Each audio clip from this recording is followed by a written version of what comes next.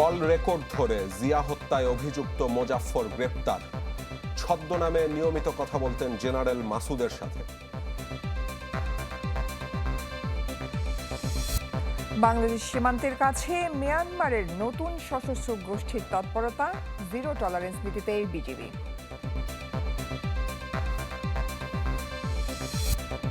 Final সামনে রেখে অনুশীলনে আর্জেন্টিনা ও স্পেন। ইয়ামালের নিবিড় প্রস্তুতি, বিশ্রামে মেসি।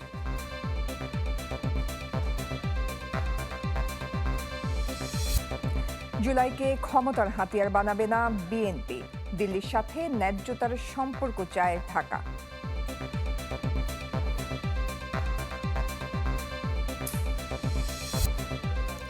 বানের পানি নামলেও বিধ্বস্ত জনপদ। চট্টগ্রামের সাতকানিয়া, বাঁশখালী দুর্গত এলাকা পরিদর্শন দুই মন্ত্রীর।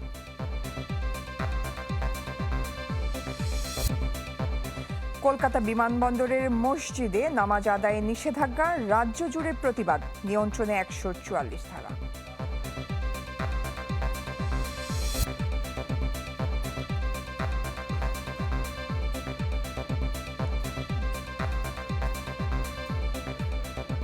দর্শক আমন্ত্রণ চ্যানেল 24 সন্ধ্যা 7টার খবরে। আপনাদের সাথে আছি আমরা দুজন, আমি রোকসানা জয়ী এবং আমি জান্নাতুল। ৪৫ বছর ধরে ছিলেন পলাতক, কিন্তু ছদ্মনামে নিয়মিত কথা হতো 111-এর বিতর্কিত সেনা কর্মকর্তা মাসুদ উদ্দিন চৌধুরীর সাথে।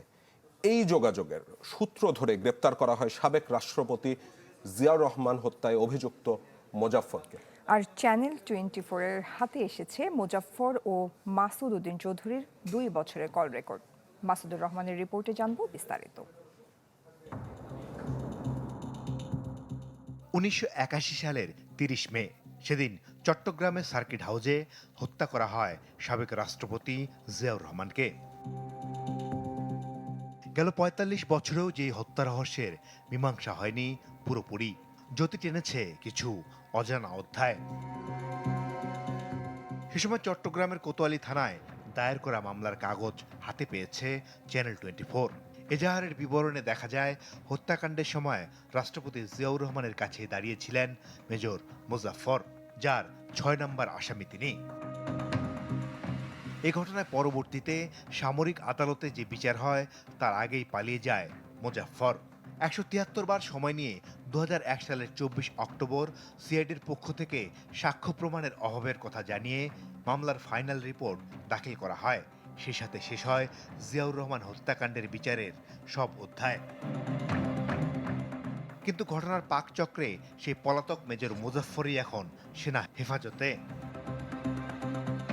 কোথায় কিভাবে এত বছর ধরে লুকিয়েছিলেন তিনি, এমন প্রশ্নের উত্তর খুঁজতে যেয়ে এক নতুন চরিত্র হিসেবে আবির্ভূত হন 111-এর সময়কার আরেক আলোচিত চরিত্র, সাবেক সেনা কর্মকর্তা অবসরপ্রাপ্ত লেফটেন্যান্ট জেনারেল মাসুদ উদ্দিন চৌধুরী, যিনি এখন আন্তর্জাতিক অপরাধ ট্রাইব্যুনালের মামলায় কারাগারে। গেল মার্চে তাকে গ্রেপ্তারের পর তার মোবাইলের ফরেনসিক করতে যেয়ে চমকে ওঠে তদন্ত সংস্থা। এরপরই মূলত খুঁজে পাওয়া যায় মোজাফফরকে। তদন্তে দেখা যায় গেল 2 বছর ধরে মাসুদ উদ্দিন চৌধুরীর সাথে নিয়মিত যোগাযোগ হয়েছে জন ডো নামে এক ব্যক্তির। মাসুদের গ্রেপ্তারের পর তার ব্যক্তিগত সহকারী ফারুকের সাথেও সেই ব্যক্তির যোগাযোগ ছিল। সেসব কল রেকর্ডের নথি এসেছে চ্যানেল 24-এর হাতেও। কিন্তু কে জন ডো, কি তার পরিচয়, এমন প্রশ্নে গভীরতর হয় তদন্ত। একসময় নিশ্চিত হওয়া যায় এই জন ডোই পলাতক মেজর মোজাফফর, যিনি ভারতে পালিয়ে গেলেও এখন অবস্থান করছেন দেশেই। বাইরের কান্ট্রির অ্যাপ্লিকেশন ব্যবহার করে ওই সুনির্দিষ্ট নাম্বার হোয়াটসঅ্যাপ এবং ভাইবারে বিভিন্ন গ্রুপের যোগাযোগ আছে এবং সেই গ্রুপগুলো অ্যানোনিমাস এবং কিছু বিক্ষিপ্ত রহস্যময় ইংরেজি নাম দিয়ে সেভ করা, পুরোটা অবিকৃত এবং সত্য। এবং এটা অপারেটর এন্ডিং থেকে এক্সপোর্ট করা একটা কল ডেটা রেকর্ড, এবং সেখানে SMS সহ ল্যাক্সেল এবং BTS-এর টাওয়ার সব কিছু 3G 4G internet offline online প্রতিটি বিষয় পুঙ্খানুপুঙ্খানুভাবে এসেছে। সন্দেহাতীত নেই, এটা আদালতে গ্রহণযোগ্য আমলযোগ্য একটি এভিডেন্স। চ্যানেল 24-এর হাতে থাকা সমস্ত নথি পর্যালোচনা করে এই ফরেনসিক বিশেষজ্ঞ নিশ্চিত করেন এই সবগুলোই আসল। সেসব তথ্য উপাত্ত বিশ্লেষণ করে জানান 5 আগস্টের পর ভিপিএন ব্যবহার করে ছদ্মনামে কথা বললেও শেখ হাসিনার আমলে উন্মুক্ত ফোনেই মোজাফফরের সাথে যোগাযোগ ছিল মাসুদউদ্দিন চৌধুরীর। সাবেক ডিজিএফআই এর প্রধান মাসুদ সাহেবের 2 বছরের সিরিয়ারের সূত্র ধরে মূলত এই সমগ্র চক্রকে শনাক্ত করা হয়েছে এবং তাদের SMS কন্টেন্ট, ইলেকট্রনিক ভৌগোলিক অবস্থান, কল ডেটা রেকর্ড এবং যে সকল নাম্বারগুলো আনসেভড অবস্থায় হোয়াটসঅ্যাপ গ্রুপে সংযোজিত ছিল তার মাধ্যমে শুধুমাত্র বর্তমান ফ্যাসিবাদ গ্রুপের সদস্য নয়, যারা এন্টায়ার চক্রের সাথে জড়িত ছিল তাদের সকলকে শনাক্ত করা গিয়েছে। 2 বছর পূর্বেও তারা শুধুমাত্র অনলাইনে না, তারা জেনারেল লাইন টেলিফোনেও যোগাযোগ করেছেন এবং সেটা একটি বড় সূত্র এই মামলার। আপাতত সামরিক আদালতেই বিচার হবে মেজর মোজাফফরের। তার আগে জিজ্ঞাসাবাদে হয়তো উন্মুক্ত হবে এক রক্তাক্ত কালো অধ্যায়ের অজানা ইতিহাস। জানা যাবে কোথায় কিভাবে 4.5 দশক ধরে পালিয়েছিলেন রাষ্ট্রপতি জিয়া হত্যাকাণ্ডের এই সর্বশেষ জীবিত সাক্ষী। মাসুদুর রহমান, চ্যানেল 24, ঢাকা। মিয়ানমারের অভ্যন্তরীণ অস্থিরতার রেশ কোনোভাবেই পিছু ছাড়ছে না বাংলাদেশের। আরাকান আর্মির পর এবার বান্দরবান সীমান্তের খুব কাছেই তৎপরতা চালাচ্ছে দেশটির নতুন সশস্ত্র গোষ্ঠী খুমি পিপলস ফোর্স KPF। এবং কেবল তাই নয়, সীমান্তে যেন তারা নির্বিঘ্নে চলাফেরা করতে পারে সেজন্য বিজিবি আনুষ্ঠানিক অনুমতিও চাওয়া হয়েছে। সশস্ত্র সংগঠনটি বাংলাদেশের জন্য হুমকি নয় দাবি করলেও জিরো টলারেন্স বিজিবির। হিরণ খানের অনুসন্ধান, ক্যামেরায় ছিলেন স্বাধীন হোসেন।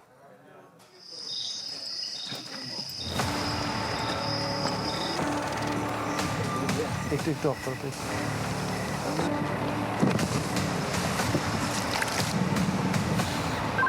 অল আন্ডার কন্ট্রোল, সব স্বাভাবিক, ওভার।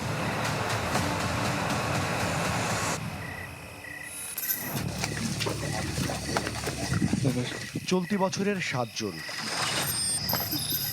বান্দরবানের থানচি উপজেলার দুর্গম পাহাড়ি পথ ধরে মিয়ানমারে ফিরিয়ে দেয়া হচ্ছে দেশটির 47 জন নাগরিককে।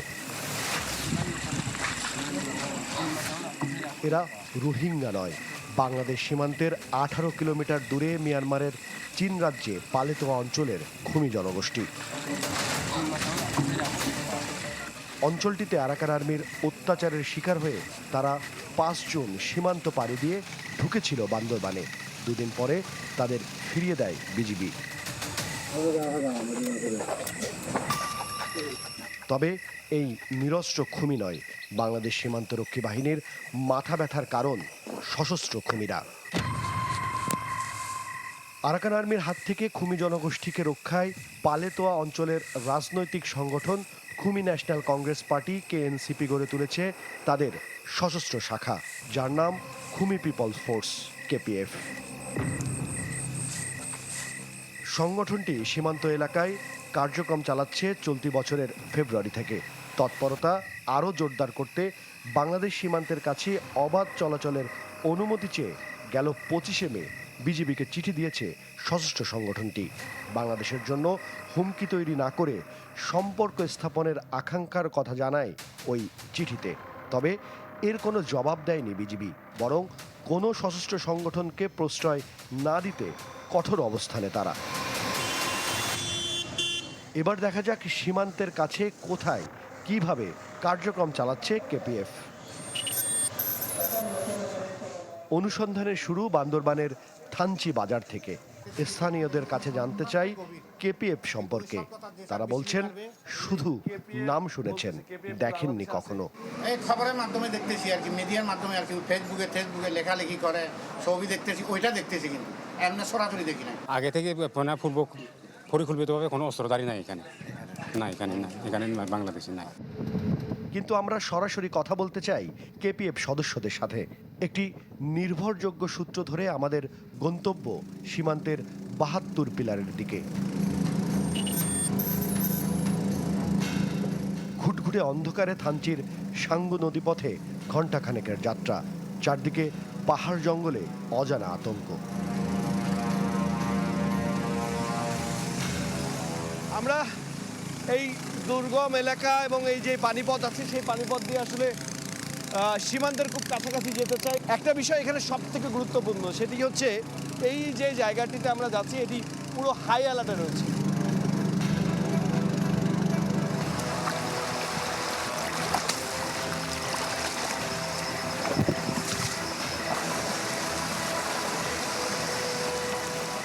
এবার 9 কিলোমিটার ঝিরিপথ পাড়ি দিতে হবে পায়ে হেঁটে।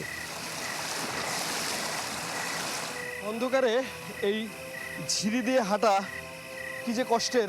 তবে আমাদের যে গাইড রয়েছে তিনি বললেন যে এই ঝিরিটি সেফ, কোনো রকম কোনো সমস্যা নেই। তারপরেও চোখ কান খোলা রেখে আমরা যাচ্ছি। বাসে নিয়ে যাবো তো আপনাদেরকে, সাংবাদিক বলা যাবে না। ক্যামেরাগুলো হচ্ছে আপনাদের ব্যাগের ভিতরে রাখবেন, যাতে করে আপনাদের পরিচিত না জানে। আচ্ছা, তাহলে সকালবেলা আমরা রওনা দিব, তাই তো? জি জি, ওকে।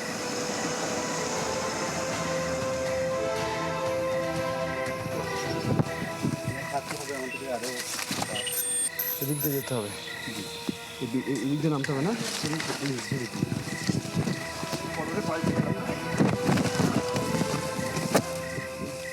দুর্গম গিরিখাত পেছনে ফেলে একদিন পর পৌঁছে যায় বাংলাদেশ মিয়ানমার সীমান্তের সেই 72 পিলারের কাছাকাছি। সেখানে যেতেই চোখে পড়ল আরাকান আর্মির পরিত্যক্ত ক্যাম্প, যা ছেড়ে পালিয়েছে তারা। আমরা এখন যে জায়গাটিতে আছি সেটি কিন্তু আসলে আরাকান আর্মির এখানে ছিলেন একদম 72 পিলারের পরেই। সীমান্ত ঘেঁষা অবস্থায় তারা এখানে অবস্থান করছিলেন। পরবর্তীতে আমাদের আইন শৃঙ্খলা বাহিনীর তৎপরতায় তারা এখান থেকে আসলে চলে যান। কি বলে ওরা? ক্যামেরা অফ করতে বলছি, এরা ক্যামেরা সামনে কথা বলছে। একটু অফ করো তো, একটু অফ করো। আমরা মূলত এখন 72 পিলারের কাছে এসেছি এবং আমাদের সাথে আমাদের যেই গাইড ছিলেন তিনি আমাদের এখানে নিয়ে এসেছেন এবং তার মাধ্যমে কিন্তু আমরা কেপিএফ এর সদস্যের সাথে দেখা করতে পেরেছি এবং আপনাদের সাথে একটু কথা বলবো। আপনারা ওনারা কি বুঝবে আমার কথা? ওনাকে বুঝবে? বাংলা বুঝবে? বাংলা বুঝবেন না, বুঝবে না। ওনাকে জিজ্ঞেস করেন যে ওনাদের এখান থেকে ক্যাম্প কত দূরে? নচি এনি দাইন পলু মতে এদের ক্যাম্প নাকি আরো যাইতে হবে অনেক দূরে, প্রায় 6-7 ঘন্টা লাগে। তারা জানায় পালেতোয়া অঞ্চলে আরাকান আর্মির প্রভাব বাড়ায় ছোট জাতিগোষ্ঠীগুলো বাঁচার জন্য অস্ত্র হাতে তুলে নিচ্ছে।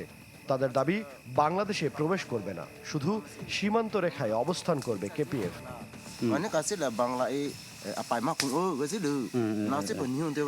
কি বললো? এরা বললো যে আমরা যেহেতু সীমানার বর্ডার বাংলাদেশ এবং মায়ানমার, তো আমরা বর্ডার কখনো ক্রস করবো না অনুমতি ছাড়া। আরাকান আর্মি কি চায় তাই জিজ্ঞেস করেন তো। আর কার মিটিং হচ্ছে কি তিন মতে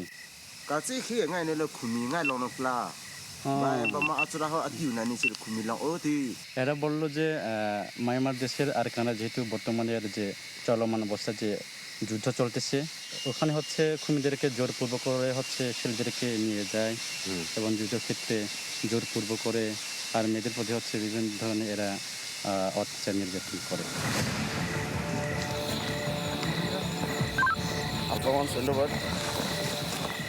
তবে কেপিএফ এর তৎপরতা এত সরল রেখায় দেখতে রাজি নয় বিজিবি, কেননা সীমান্তে বিদেশি সশস্ত্র গোষ্ঠীর অদৃশ্য ঘাঁটি বা চলাচল তৈরি করতে পারে নিরাপত্তার ঝুঁকি।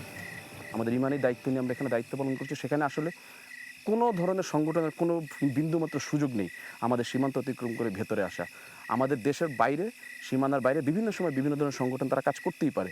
আমাদের বর্ডারে আমরা জিরো টলারেন্স। সীমান্ত পেরিয়ে বাংলাদেশে আসা সকল খুনি সশস্ত্র নয় বটে, কিন্তু ওপারে সংঘাতের সুযোগে সশস্ত্র সদস্যরা মিশে যেতে পারে বেসামরিক মানুষের সঙ্গে। তাই সীমান্তে কঠোর নজরদারি চালাচ্ছে বর্ডার গার্ড বাংলাদেশ। হিরণ খান, চ্যানেল 24, বান্দরবান। দর্শক, এবার প্রো সেনসিটিভ হোয়াইট প্লাস টুথপেস্টের সৌজন্যে বিশ্বকাপের খবর।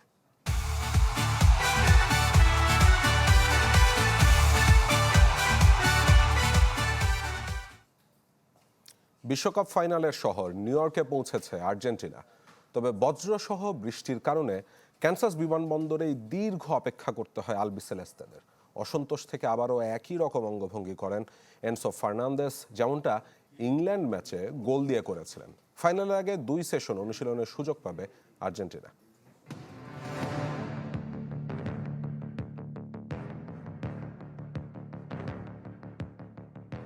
এনসোর উদযাপন এখন সামাজিক যোগাযোগ মাধ্যমে ট্রেন্ড। তার গোলেই ইংল্যান্ডের বিপক্ষে সমতায় ফিরেছিল আর্জেন্টিনা। তবে এই উদযাপনের পেছনে আছে ছোট্ট একটা ইতিহাস।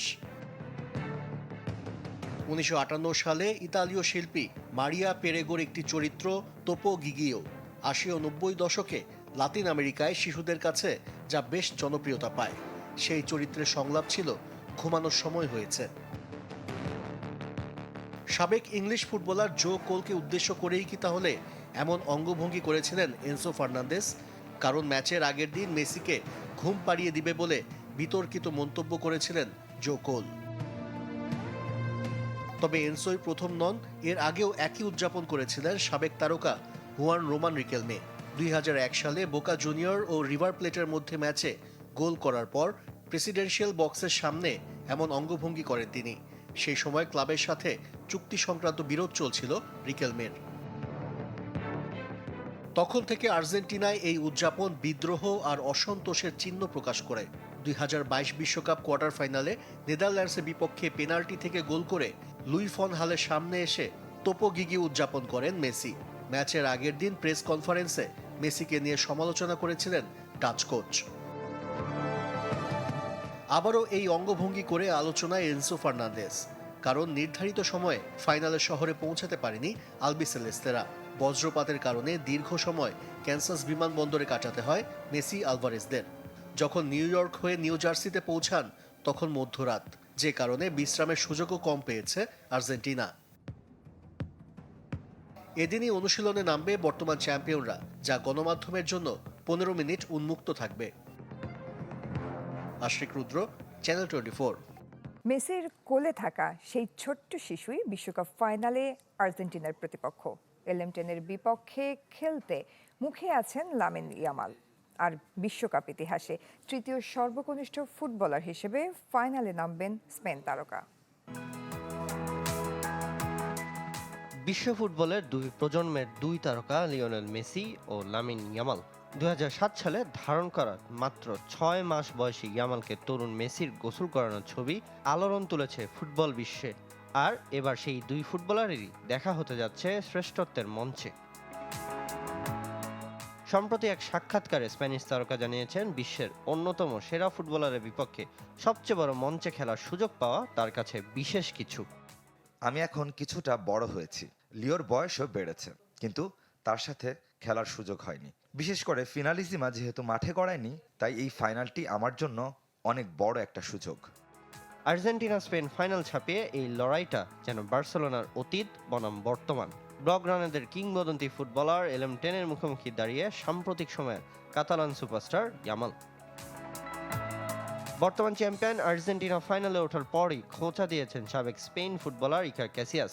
সামাজিক যোগাযোগ মাধ্যমে জানিয়েছেন, নিজ দেশই ঘরে তুলবে বিশ্ব শিরোপা। ফাইনালটা অবিশ্বাস্য এক ম্যাচ হবে, তবে আর্জেন্টিনা চতুর্থ তারকাটা পাবে না, আমরা যোগ করব দ্বিতীয় তারকা। ফ্রান্সের বিপক্ষে স্পেনের ম্যাচে মাঠে বসে উপভোগ করেছিলেন সাবেক এই গোলরক্ষক। তবে তার করা ভবিষ্যৎবাণী মিলবে কিনা তা সময়ই বলে দেবে।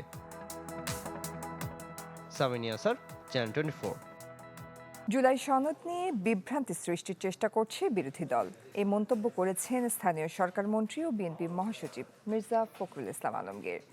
জাতীয় প্রেস ক্লাবে রাষ্ট্রবিজ্ঞানী ডক্টর এমাজ উদ্দিন আহমেদের মৃত্যুবার্ষিকী উপলক্ষে অনুষ্ঠিত হয় আলোচনা সভা। এতে মির্জা ফখরুল বলেন, বিএনপি কোনোভাবেই জুলাইকে ক্ষমতার হাতিয়ার করবে না। অভিযোগ করেন, গণভোটে উল্লেখ করা জুলাই সনদের কিছু অংশ নিয়ে রাজনৈতিক দলগুলোর সঙ্গে কোনো আলোচনা হয়নি। যে মানুষগুলো আমাদেরকে সেই গণভোটের একটা অংশ তো আমাদের সঙ্গে কোনো আলোচনাই হয়নি, যে মানুষকে বিভ্রান্ত করার জন্য এই প্রশ্নগুলো তোলা হচ্ছে। জুলাই সনদ তো আমরা স্বাক্ষর করেছি একসাথে, যে সমস্ত দলগুলো আমরা আন্দোলন করেছি একসাথেই স্বাক্ষর করেছি, এবং জুলাই সনদে প্রতিটি অক্ষর আমরা বারবার করে বলছি যে আমরা এই বাস্তবায়িত করব। প্রতিবেশী ভারতের সাথে ন্যায্যতার ভিত্তিতে সম্পর্ক চায় সরকার। চ্যানেল 24-এর সাথে আলাপে এমনটাই জানালেন প্রধানমন্ত্রীর উপদেষ্টা মাহদি আমিন। পলাতক শেখ হাসিনার বক্তব্যকে মানুষ প্রত্যাখ্যান করেছে বলেও মনে করেন তিনি। মোর্শেদ হাসিবের রিপোর্টে বিস্তারিত।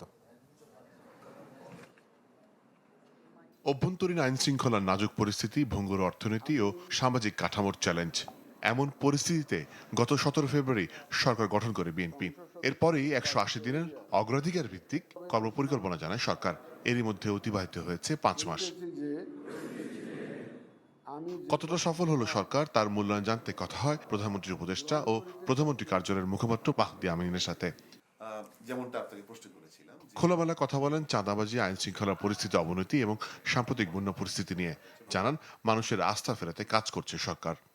ফ্যাসিবাদের দীর্ঘ সময়ে যে দুর্নীতি, দুঃশাসন এবং দুর্বৃত্তায়ন হয়েছিল, যে লুটপাট হয়েছিল, সেখানে আসলে মানুষের জন্য খুব বেশি কাজ করা হয় নাই। আইন শৃঙ্খলা বাহিনীর উপর মানুষের আস্থা ফেরা শুরু করেছে যথেষ্ট পরিমাণে।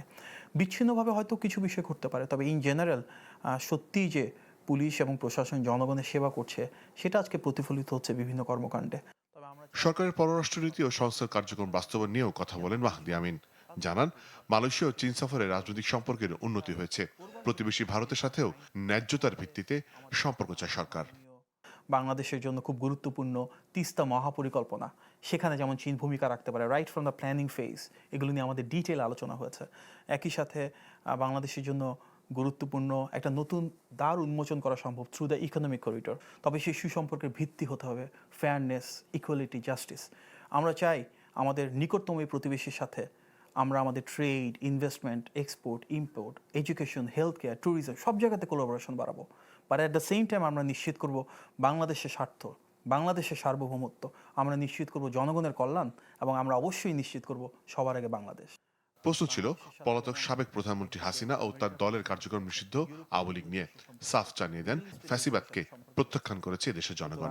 আমরা আহ্বান জানাবো সকলের কাছে যেন যিনি মানবাধিকার লঙ্ঘনের সাথে সরাসরি জড়িত ছিলেন, একজন দণ্ডপ্রাপ্ত আসামি, তার বিভিন্ন বক্তব্য বা বয়ান প্রচারের ক্ষেত্রে সবারই মনে হয় একটা দায়িত্বশীল আচরণ থাকা উচিত। মোর্শেদ হাসিব, চ্যানেল 24, ঢাকা। মার্কিন বাণিজ্য চুক্তি সহ জাতীয় স্বার্থবিরোধী সব চুক্তি বাতিলের দাবিতে গণজমায়েত করেছে গণতান্ত্রিক অধিকার কমিটি। কেন্দ্রীয় শহীদ মিনারে আয়োজিত সমাবেশে বক্তারা বলেন, জাতীয় নির্বাচনের মাত্র 3 দিন আগে যুক্তরাষ্ট্রের সাথে সই করা বাণিজ্য চুক্তি দেশের সার্বভৌমত্বের জন্য মারাত্মক হুমকির হতে পারে। বাড়বে আমদানি ব্যয়, ধ্বংস হতে পারে গার্মেন্টস সহ দেশীয় শিল্প। বিতর্কিত চুক্তিগুলো নিয়ে সরকার এবং সংসদে থাকা দলগুলোর নীরব ভূমিকারও সমালোচনা করেন বক্তারা।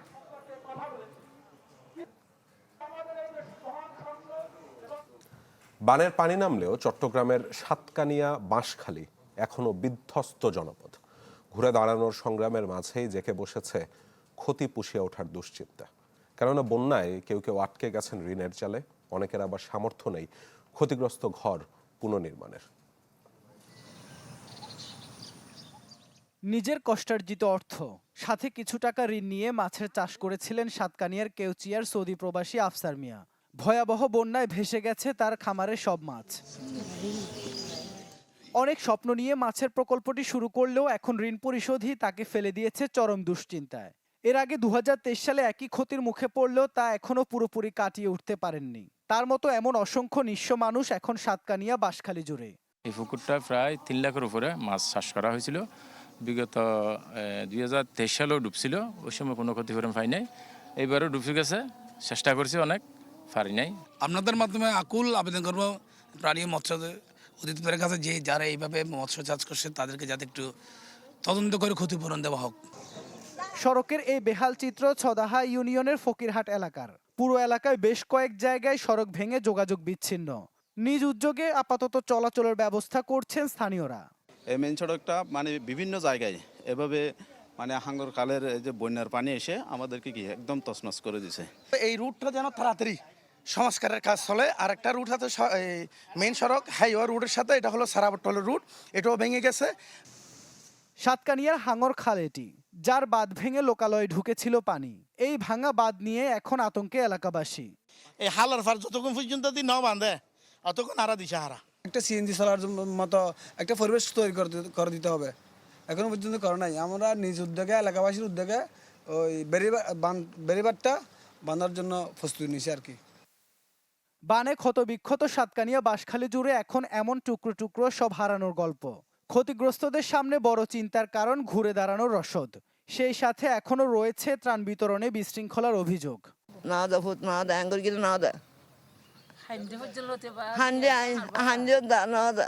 ওকে বোম মারতে দি বোম বাজতে বাজে হনদের হনা হাস নাই তো গদ্দার নাই বাইরে গিয়ে মেশরের তাহে প্রশাসন যদিও বলছে পুনর্বাসনের কথা, তবে তা কবে হবে তা জানে না বন্যায় ক্ষতিগ্রস্তরা।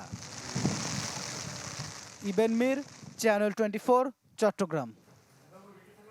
চট্টগ্রামে বন্যায় ক্ষতিগ্রস্ত 7 লাখের মধ্যে 1 লাখ মানুষের মাঝে ত্রাণ বিতরণ করা হয়েছে। একথা জানিয়েছেন অর্থ ও পরিকল্পনা মন্ত্রী আমির খসরু মাহমুদ চৌধুরী। সকালে চট্টগ্রামের চন্দনায় সে বন্যা দুর্গত এলাকা পরিদর্শন শেষে মন্ত্রী জানান, পুনর্বাসন কার্যক্রম চলছে এবং পুরোপুরি শেষ না হওয়া পর্যন্ত সরকারের সহায়তা অব্যাহত থাকবে। এরপর তিনি যান সাতকানিয়া ও বাঁশখালীতে। এদিকে বন্যায় ক্ষতিগ্রস্ত নিজ নির্বাচনী এলাকা কক্সবাজারের চকরিয়া পরিদর্শন করেন স্বরাষ্ট্রমন্ত্রী সালাউদ্দিন আহমেদ। এ সময় তিনি বলেন, ক্ষতিগ্রস্তদের সহায়তার জন্য সরকারের সব রকমের প্রস্তুতি রয়েছে।